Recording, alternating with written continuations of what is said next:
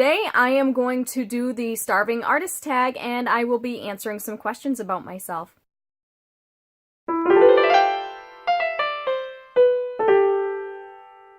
Hi, Shanna Rowe Jackson here. You might also know me as Caution Artist at Play on social media.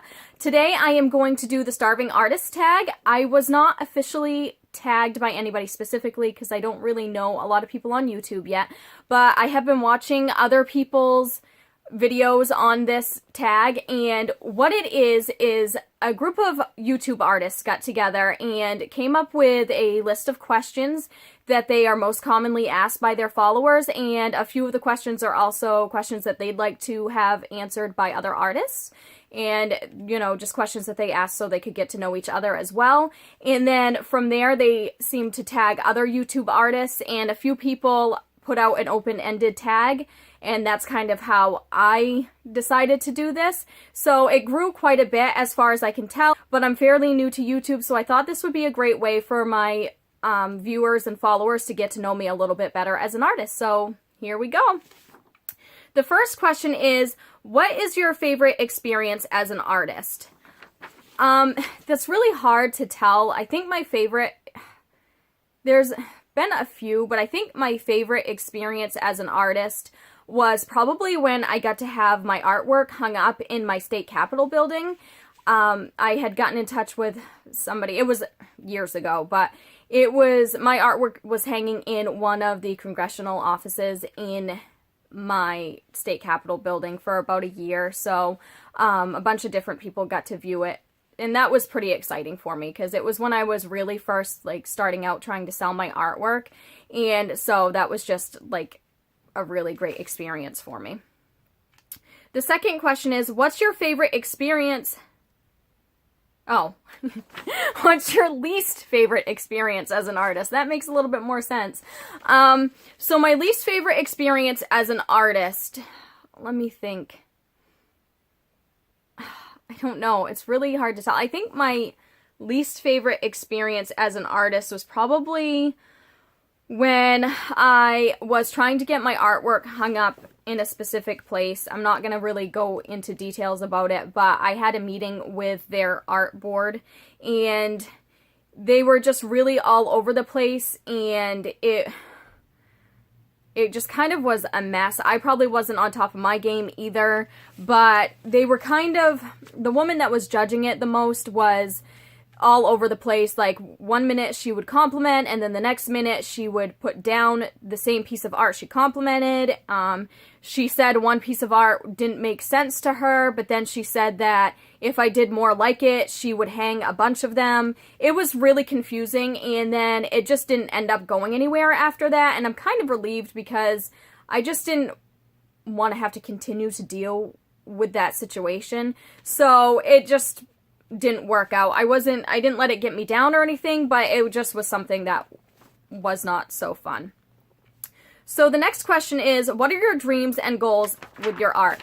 Well, my dreams and my goals, I want to continue with my realism, but I want to start going more towards realistic surrealism. That was one of the reasons why I decided to hone my realism skills. So down the line, you'll probably see me incorporate more fantasy type art, but I really want to use my realism skills to create new worlds that are really realistic. I want to make it feel like you're there. So that's something down the line. I've been honing my realism skills for a while now, so I want to start getting a little bit more creative with things and just making up my new worlds and stuff. Number 4, what's your favorite medium and why? So this is kind of hard for me, but I think right now I have to say colored pencil is my favorite medium because it lends itself so beautifully to the style I've been doing recently, which is realism, and it is the medium that helped me gain the realism goals that I have been going after. It helped me gain the skills, I should say, that I've been going after. But my first true love, I started in watercolor when I was a kid, but my first true love with paint was acrylic. So there's always a special place in my heart for acrylic as well, and I've noticed that now that I've worked in colored pencil, it has helped me be more realistic with my other mediums as well, such as oil and acrylic. So I really love them all because I go back and forth a lot, but I definitely have to say right now, colored pencil. Number 5, what inspired you to do art and why do you love art? So this one is hard too. Nothing really inspired me to do art. I feel like I was just kind of born doing art. It's just something I've done since I was really, really little. I don't remember a time where I wasn't an artist. And I mean, it's even written in my baby book that I was doing art by the time I was like 2. It's crazy. And I love art because it's just a great release from reality. I like to create my own world. That's why a lot of my pieces are happy in nature most of the time. So it's just like, just a great getaway, really. And just viewing it, creating it, all of it is just a beautiful experience. So number 6, what's the favorite piece you ever made and why is it special? So I think my favorite piece is probably the portrait of my father, and it's special to me in many ways. One, because it's when I first really started breaking out in colored pencil, and it really pushed my skill levels, but also it's my dad, and I'm very close to my dad. He's like one of my favorite people in the whole world. So it really outlines him as he's aging. I named it As He Ages. I'll try to post it so that you can see it, but it really helped me, like, that was the piece where I was like, okay, I'm definitely going to continue with colored pencils. I'm definitely getting the results I want. My other favorite piece, because it's really hard to, like, compare the two, like, it's kind of hard to choose between the two, is the picture that I did of my niece Bailey. And it's for similar reasons. Obviously, it's sentimental to me, and it really pushed my talents or my skill level. So I will try and post that as well so you can see a picture of that. So who and what are your biggest art influences? So my all-time favorite artist would be Claude Monet. Absolutely, bar none, favorite artist. Which is funny because I don't really do Impressionism. I dabbled in Impressionism a while back, and I love it as a style, but it's just not, I don't know, I've been going for realism a lot, so I like more fine details and less Impressionism for my own style. But as far as the style I like and what influenced me into getting to art, I guess Impressionism. And I think maybe one of the things that I love the most about Claude Monet is just the way he does nature, and I'm very drawn to doing nature. Like, even when I do portraits, I have landscape elements in the background usually. So definitely Monet. And of course, like, Bob Ross. I mean, who didn't grow up on Bob Ross? Well, I guess younger generations probably haven't, but I absolutely love Bob Ross just because it's something that I grew up on, and since there wasn't a lot of art in my household, that was pretty much my way of having my time with art, was whenever his show was on. What did you learn from being a full-time artist? So technically I do have a day job. I'm not technically a full-time artist, though. I consider myself a full-time artist and a part-time pharmacy technician. So, and I also go to school, but I am doing this more and more, the business side of art, and what I'm learning so far is basically the best way to get anywhere is to be yourself and to put yourself out there and to not be afraid to fail. I guess that's pretty much a life lesson in anything. But anything that you want bad enough, you have to work for, and you can't be afraid to go get it. So I think that's what I'm learning as I am putting myself out there more and trying to create more artistic opportunities for myself. And so that was like probably the best advice I can give so far. I might have better advice later on down the road when I actually am completely full-time. What do your family and friends think about you being an artist? They're all really supportive. It's something, I think that if you're going to be in my life, you have to understand pretty much that art is a part of who I am. It's just a package deal. I've been an artist my whole life. It's part of who I am, and it's definitely something that's staying. So most of my friends and family are very supportive of it. I have in the past had a few friends that haven't really seemed very interested in what's going on in my art. They just kind of seem to just brush it off like it's a hobby, or they don't ask me about it or anything. But for the most part, my close friends and my family members are all very actively supportive of my art, and they want to see me succeed in my art.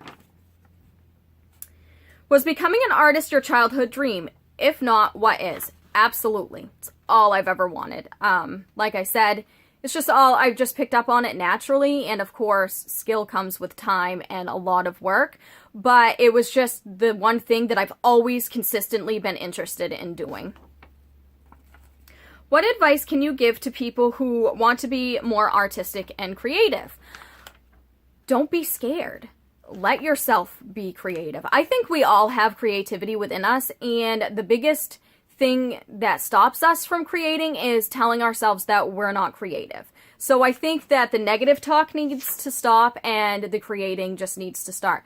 Sit down and doodle, try new things, go out on adventures, be a part of nature. There's just so many different ways, and I'm actually in the process of creating a video right now on how to be inspired. So a lot of those ways will incorporate, will be in that video.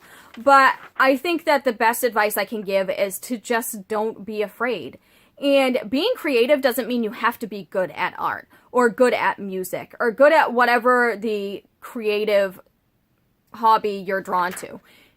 Being creative is just the act of creating. So make a piece of bad art or sing loudly, really badly, which is what I do most of the time.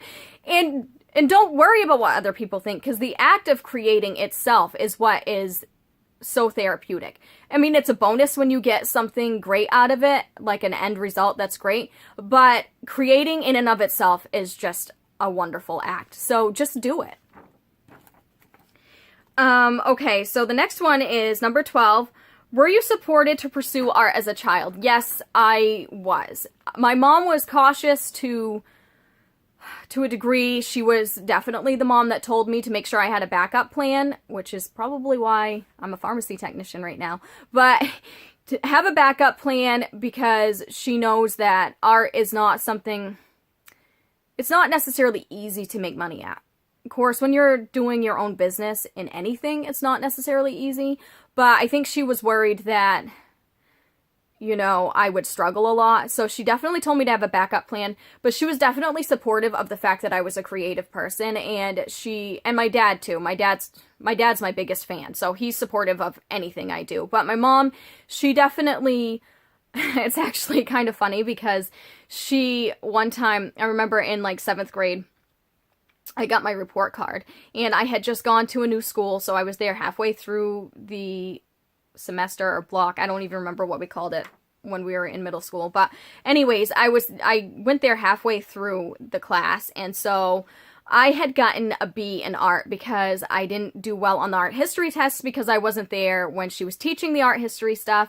And I had gotten a B in art, and I had gotten a D in science, mainly because I just didn't want to try in that class, so I didn't do any work in my science class.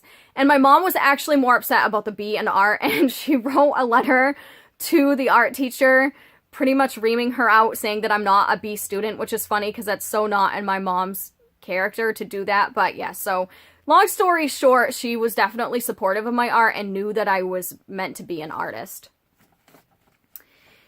Do you make money off of your art? Yes, I do. I sell prints of my art on Fine Art America, and I do commissions, and I sell originals when possible. I mean, obviously, I would like to be doing more of that, but I am in school right now, and I'm also working, so it's difficult to market as much as I'd like, but yes, I do. What do you want to improve on or aspire to be with your future art? So I think that I mentioned this earlier, that I want to do more surrealist work, so I guess that's probably my answer to this one as well. And I want to continue to improve in my realism skills and definitely my time management skills. I want to post to YouTube more regularly and to Instagram more regularly and things like that. So more or less the business side of art probably is where I want to improve the most. And then, of course, doing more surrealistic works.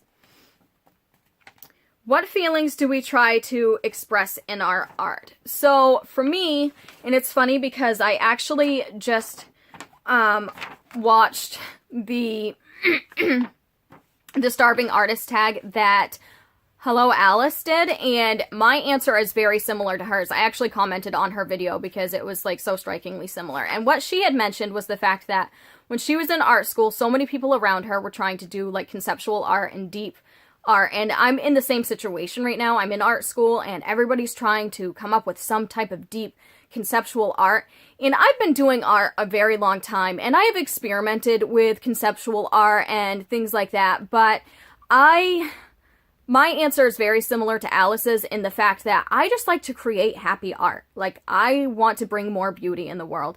There is already enough darkness and already enough politics and drama and hatred, and I don't know. There's already so much of that around, especially on social media lately. So I like to spread a little sunshine with my art. I like to do happy-go-lucky things, pretty landscapes and pretty fruit and just nice, happy, nostalgic type images. And so I guess that's what I want to, the feeling that I want to spread with my art is happiness, joy, and nostalgia. What is your favorite thing to paint and why? So I think anything nature related, including some animals, like I really love birds and horses and just nature in general and landscapes. And of course, I do like to paint people. I just feel a lot of added pressure when I paint people, which is funny. But I do definitely draw and paint people a lot, especially in my sketchbook and things like that. But for the most part, I'm really drawn to nature, especially trees. Like, I love trees. I like to be amongst the trees. I am definitely kind of a tree-hugging hippie, so I definitely like to draw and render trees and nature in general. What's the strangest thing you've painted? So I will have to try and find the painting and post it so you can see. It was something I did in high school, and this was when I actually did try to do something conceptual. And it was, I think I named it Judgment, and I think it was just based on bullying and judging other people. And so it's like a man, he's like a puppet master, and there's like a boy that's like a puppet, and he, if I remember right, I think he's blue and he's crying or something. And it's pretty much just a statement on how people, like how peer pressure affects people and how we're all like puppets and we're all just doing what society expects of us and stuff. So it's definitely different, and it's a little bit more abstract.